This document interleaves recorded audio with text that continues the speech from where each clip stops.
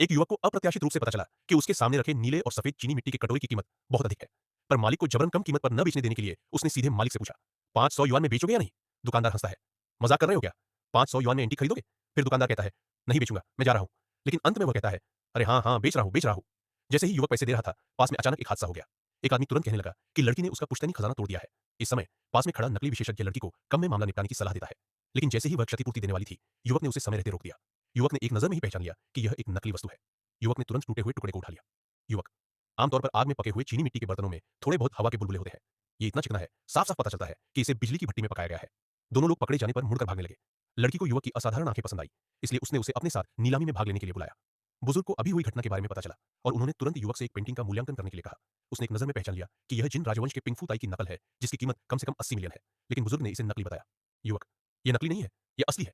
तभी वहां अमीरजादा आ गया। उसने युवक का मजाक उड़ाते हुए कहा कि उसे ढोंग नहीं करना चाहिए, क्योंकि इस पेंटिंग का असली नमूना संग्रहालय में रखा है। अमीरजादा, तुम जैसे बेकार लोग यहाँ से चले जाओ। इसके विपरीत युवक ने कहा कि वह यह पेंटिंग खरीदना चाहता है। बुजुर्ग ने उसे मना करने की सोची, पर युवक जिद पर अड़ा रहा। यह देखकर सब हैरान हो गए। महिला, जब पता है कि यह नकली है तो क्यों खरीद रहा है? युवक, सज्जनों, ये बुजुर्ग नहीं खरीदना चाहते हैं। मैं 1 मिलियन की कीमत पर पिंगफू ताई की नकल खरीदना चाहता हूँ। अमीरजादे ने यह सुनकर तुरंत मैनेजर से युवक को बाहर निकालने के लिए कहा। लेकिन मैनेजर ने उसकी बात नहीं मानी। अमीरजादा गुस्से में जाना चाहता था, लेकिन युवक ने उसे पकड़ लिया और शर्त लगाने को कहा। युवक, अगर यह पेंटिंग असली निकली तो तुम्हें मुझे 10 मिलियन युआन देने होंगे और घुटनों पर झुककर कहना होगा कि तुम मंदबुद्धि हो।